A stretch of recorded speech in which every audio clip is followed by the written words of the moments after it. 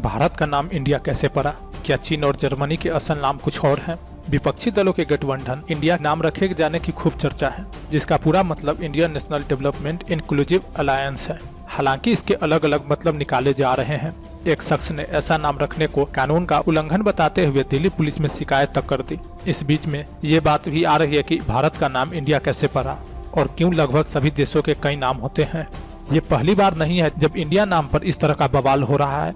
इससे पहले 2020 में तो सुप्रीम कोर्ट में एक याचिका भी दायर हुई थी। इसमें देश का नाम संविधान में दर्ज इंडिया डेट इज भारत को बदलकर सिर्फ भारत करने की मांग की गई थी। याचिकाकर्ता का दावा था कि इंडिया ग्रीक शब्द इंडिका से आया है और इस नाम को हटा देना चाहिए। हालांकि सुप्रीम कोर्ट ने याचिका को खारिज कर दिया था। ऐसा माना जाता है कि अंग्रेजी या कोई दूसरी यूरोपीय भाषा बोलने वाले लोगों को अक्सर पूर्वी नामों का उच्चारण करने में परेशानी होती थी, इसलिए वो अपनी सुविधा अनुसार नामों में बदलाव कर लेते थे। और चूंकि ये लोग ज्यादा घूमते थे और ताकत भी रखते थे, तो वही नाम चलन में भी आ जाते थे। अब जानते हैं कि भारत का नाम कैसे आया। प्राचीन समय से ही हमारे देश के कई सारे नाम हैं, जैसे जम्बूद्वीप, भारतखंड, हिमवर्ष, अजनाभ वर्ष, भारतवर्ष, आर्यावर्त, हिंद, हिंदुस्तान, भारत, इंडिया। पर इनमें सबसे ज्यादा लोकप्रिय भारत है। भारत नाम को लेकर कई सारे मतभेद भी हैं। अलग अलग जमाने में हुए इतिहासकारों और प्राचीन ग्रंथों में इसे लेकर कई सारी बातें हुई। विष्णु पुराण में लिखा है, समुद्र के उत्तर से लेकर हिमालय के दक्षिण में जो देश है वही भारत है और यहाँ रहने वाले भारतीय। इसका मतलब हिमालय से लेकर कन्याकुमारी तक समझा जाता है। अब चलिए जानते हैं कि किस भरत का है भारत। ऐसा माना जाता है कि भारत नाम भरत के नाम पर पड़ा है, लेकिन पौराणिक काल में भरत नाम के कई लोग हुए हैं। महाभारत के अनुसार हस्तिनापुर के महाराजा दुष्यंत और शकुंतला के पुत्र भरत थे। भरत एक चक्रवर्ती सम्राट थे, यानी चारों दिशाओं की भूमि के स्वामी थे। कहा जाता है कि सम्राट भरत के नाम पर ही भारतवर्ष का नाम पड़ा। संस्कृति में वर्ष का अर्थ इलाका या हिस्सा भी होता है।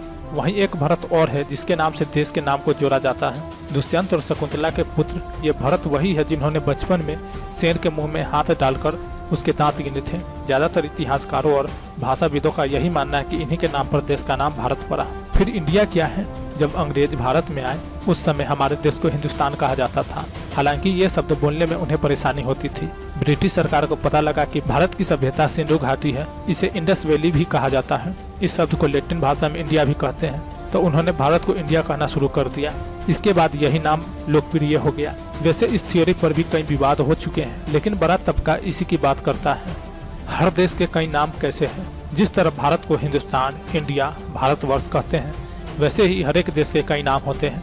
यहाँ तक कि हर देश दूसरी कंट्री को अलग अलग नाम से जानता है। मसलन स्पेनिश लोग जर्मनी को अलेमानिया कहते हैं, पोलैंड इसे नियमसी कहता है और अमेरिका इसे जर्मनी कहता है। वहीं खुद जर्मन्स अपने देश को डॉइचलैंड बुलाते हैं।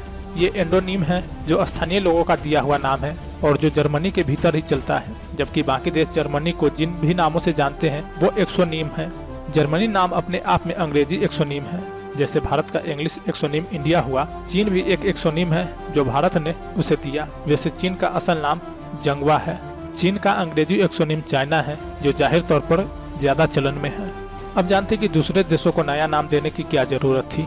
इसमें भाषाविदों का खास रोल नहीं है, बल्कि ऐसा स्थानीय लोगों की वजह से होता है। जैसे किसी खास वक्त में कोई देश कैसा था, क्या उसमें कोई लंबी नदी होती थी, या फिर क्या वहाँ के लोग ज्यादा लड़ाके या शांत स्वभाव के थे। इन सब चीजों को मिलाकर उस देश की पहचान बनती है। हर पड़ोसी उसे अपने नजरिए से देखता है और अपनी भाषा में एक नाम दे देता था। यही वजह है कि लगभग सारे देशों के कई नाम हैं। हजारों साल पहले दुनिया खोजी जा रही थी, तब सैलानी किसी नई जगह पहुंचते और वहां के लोगों से उनके द्वीप या देश का नाम पूछते। ये नाम लेकर वे अपने देश लौटते थे। चूँकि भाषाएं एकदम अलग अलग थी, तो नाम बिगड़ते देर नहीं लगती थी। ऐसे भी नाम मिले बिगड़े। आज का वीडियो आप लोगों को कैसा लगा कमेंट कर बताएं और इस मजेदार वीडियो के लिए लाइक, चैनल सब्सक्राइब करना ना भूलें। मिलते हैं अगले वीडियो में।